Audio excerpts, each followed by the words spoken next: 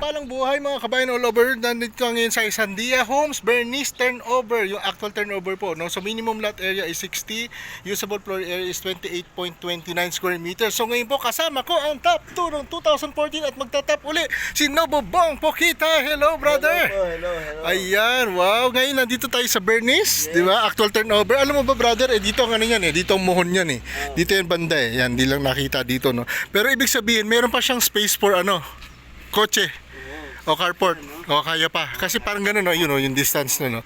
So ngayon papasok po tayo sa isang typical na Bernice turnover natin, yung actual turnover. Ang kaganda po niya, ilang steps pa yan 1, 2, 3, 4, 5, 6, 7, halos 8.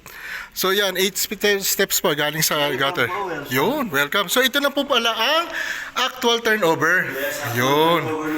Yan, so sa baba pala Sir Bong, ito ay plain cement finish. Yes. Bakit kaya plain cement finish? Bakit kaya gano'n? No? Kasi pwedeng lagyan ng iba-ibang tiles. Di ba? No, kunwari sir, gusto mo wood, di ba? Pwedeng tiles. At maganda doon, naka-discount. Yes. Naka-discount yung kliyente. At saka alam mo naman tayo, pag puti nilagay, gusto mo brown, di ba? Basagin mo yun, sayang, di ba? Binayaran mo na. So kaya pala ganyan yan.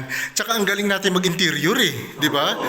So dito naman sa taas Sir Bong, dito ka nga Sir Bong sa bandang dito, taas mo yung kamay mo. Tignan nyo po kung gaano kataas. Ayan, ang taas High ceiling. Mataas. Halos kalahati mo pa, no? Yung taas niya. So, presko. Oo, correct.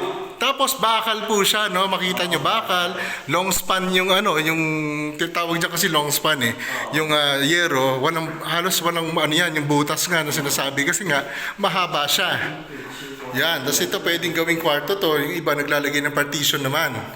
Pero maganda dito Sir Bong, tingnan mo. Meron na siyang switch, di ba? Hindi siya bare Meron ng outlet, di ba? Semi-finish ang tawag dito actually. Meron na siyang ganito, Sir Bong, lalagyan na lang ng bombilya. Tapos ito naman, di ba? Parang enhanced steel casement na yan. Hindi na yung mga jalousie. Tapos sa CR, sir, ano meron dyan? Ano meron dyan? Ayun, kompleto na. May shower. Oo, may shower. Ang ganda na, ang ganda talaga. Di ba? Meron ng gripo, meron ng lababo, toilet bowl, may tiles na. Tapos meron din yung abang na ilaw. So kagandaan dito, Sir Bong, pwede ka naman magpakisame. Nakatipid ka na naman kasi ikaw pipili Pwedeng, di ba, yung iba, pwedeng nakadikit dito. Para mataas, no? Para katulad sa Comitel, naalala mo? Para masigurado mo yung ganda ng Correct. Tapos gusto mo lagyan ng chandelier. Wow, chandelier, pin lights, di ba? Bakit hindi? Di ba? So dito yung tawag sa sala. Dito naman yung pwedeng kainan or bar. Oo, galing.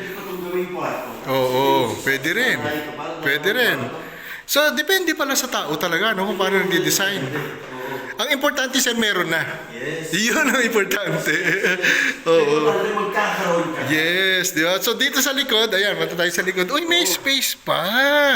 Di ba? Oh, may kasama na yung ganyan, no?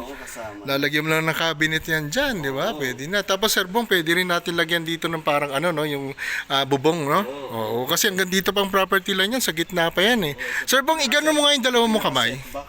Dikit mo nga dyan sa wall ng bahay. Malayo pa, maluwag pa. Maluwag pa. Oo, pwede. So pwede ka dito siguro yung service area, luto, laundry, di ba? Kitchen, Oh, laundry, yung tawag dito, yung stock room. So ito pala ang property line, Sir Bong. Ito yung sa kapitbahay So ayun, namuhon. Nakita na natin. So yan, sa kinakatayuan mo, may space pa hanggang dun. Dun, oh. Kasya nga ang sasakyan. So sa mga mga nagtatanong, ito na po yung actual talaga na turnover. Mapapansin niyo po, yan na po yun. So mamaya pupunta naman kami ni Sir Bong sa furnished unit naman para may idea tayo kung ano itsura.